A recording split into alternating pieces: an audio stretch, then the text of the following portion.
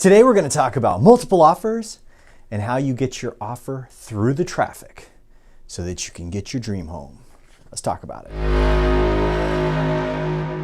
Hey everybody, Jared Jones, and if you're a buyer or an agent working with buyers, you need to watch this video because the market is a crazy.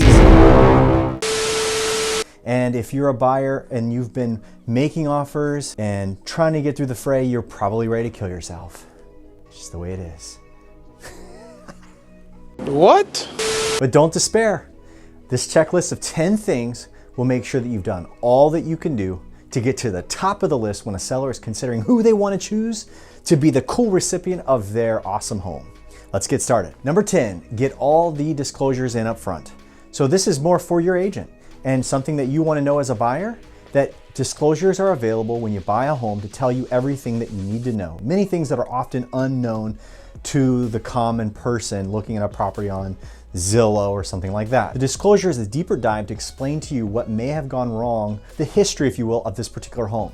Now, if a seller is uncomfortable with the fact that you may not know everything, they might be a little bit more hesitant to accept your offer. If you've signed their disclosures and said, "Hey, I know that a hurricane came in 2018 and blew a huge oak tree into the corner of your house, leveling half the home."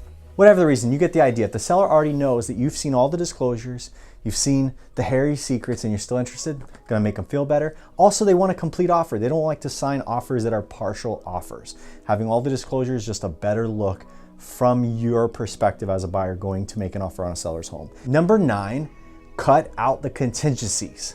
So every single offer, probably in other states, including Florida, they're gonna have contingencies for things like appraisal, financing, inspection, title, all kinds of different things that protect the buyer's earnest money deposit in case something goes wrong, something that makes them feel nervous and they need to get out of the sale. Well, if you remove some of these risk factors for the seller to accept your offer, the seller believes, hey, look, this buyer has removed their finance contingency. They obviously have confidence in their own ability to purchase my home. I'm gonna look at them a little bit harder. So you can't maybe reduce every contingency. For instance, keep the contingency for clear title. There's really no reason to remove something like that. But there's a whole lot of other contingencies that just make the deal easier. Number 8, lower the timeframes of contingencies. So along the same lines, do you really need 15 days for inspection? If you can get the inspection done in 3 or 5 days and have that closed where the seller knows, Hey, look, they're not gonna take me down the road 10 or 15 days. and say, well, say I looked at the house and there's just many problems and I think I need to offer you $10,000 less for it. That's gonna make them feel better. They're gonna accept your offer. Number 7, lower the concessions. It's a huge deal when you're competing with other offers, how much the seller nets if they accept your offer. So the more concessions that you do not have in the deal, the better off you're gonna be. So if you want the seller to throw in a $3,000 repair request, that's a bad idea in the middle of a competitive situation. And I feel bad for many buyers that have scrounged and saved their down payment, but they do not have the money for their closing cost. In this instance, when you're in a dogfight for a house, the seller's motivation often is, what are they gonna net at the end of the day? And a lot of times, if you need help with closing costs, that automatically reduces how much the seller can make if they sell their home to you. So unfortunately, one of the things you can do is look at homes that are not in multiple offer situations, homes that have been on the market past the prime time threshold of 50 or 20 days, and look for those homes and try and negotiate on those all by your lonesome when you're not having competition. Number 5, don't ask for their stuff. Hey, I just love your kid's bunk bed that you made by hand with lumber out of the backyard. Would you mind throwing that in with the sale? It's not gonna be a good idea to ask for that. Hey, the Rolex on the nightstand. I've always wanted a Submariner. You throw that in with the sale? You get the idea. You can't ask for stuff. Be competitive. Leave the hairy requests alone when you're in a competitive situation. Number 6, lay off the cumbersome requests. So there's a little dinginess on the tile roof. Now's probably not a good idea to ask the seller to get up there and power wash it for the sale to be consummated. You just want to lay off things that are those little add-on distractions. Make it easier on the seller is the point. Hey, they got a big pile of pavers in the side yard they never used in the driveway. Don't ask them to load those things up. Hey, we'll take them off your hands.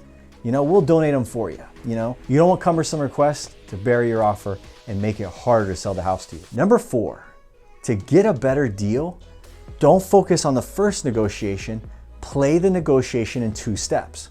In Central Florida, and this may be common in other areas, we have what's called an as-is form. I'm not giving you law or advice here, but on our inspections, there's a time where the buyer can actually stop and assess whether or not the price they're paying for the house based on all their inspection findings is still a fair price. So a lot of times in Florida, real estate agents here know this, that there's an initial negotiation and there's oftentimes a second negotiation. Where I like to say as a buyer, you get a second bite at the apple. And the best thing about it is, at first you're competing with all of your friends at the negotiating table, but the second time it's just you and the seller. So when you get down to the bottom of it, you can analyze what might be wrong and take some ideas on possibly chiseling the seller down further. Now the seller in a multiple offer situation may tell you to pound sand because they know they got backup interest.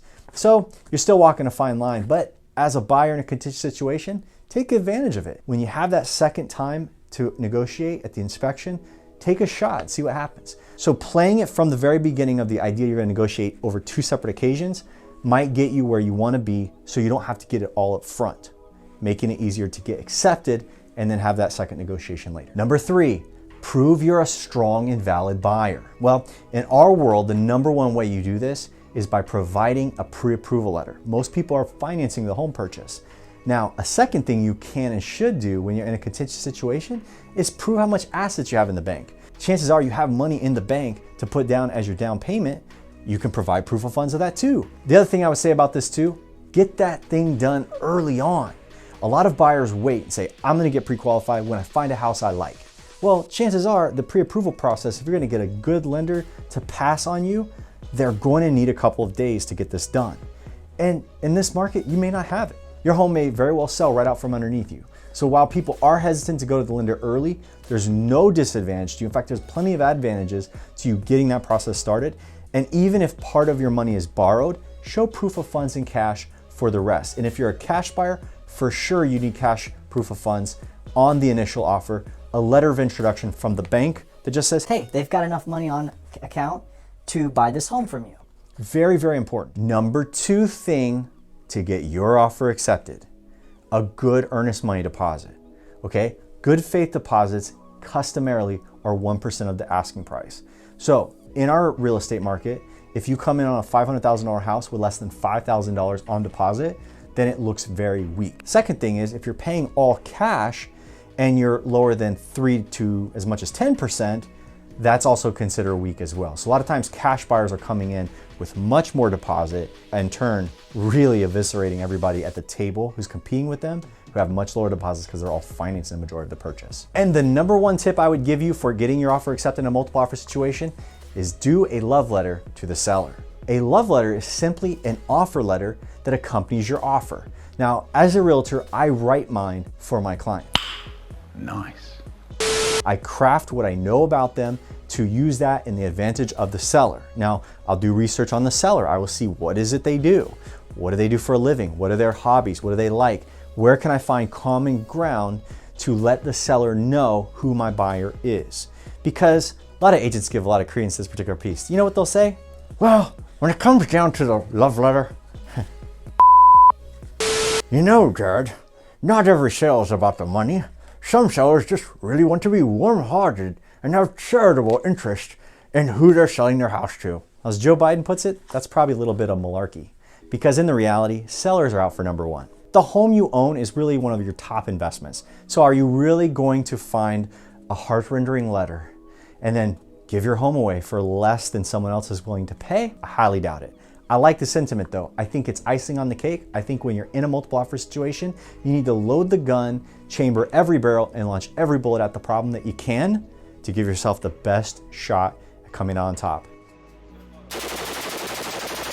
If I've missed anything or you have an idea on how to do it differently, please comment. I'd love to get the discussion started below.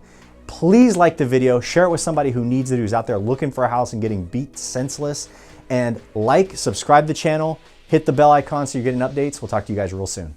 Buying or selling a home in Central Florida is expensive. The Jones Group leverages the latest technology and passes the savings on to you. List your home for just 1%. Buying a home, get $7,000 cash rebate before close. Make one call, that's all. Better service, lower fees.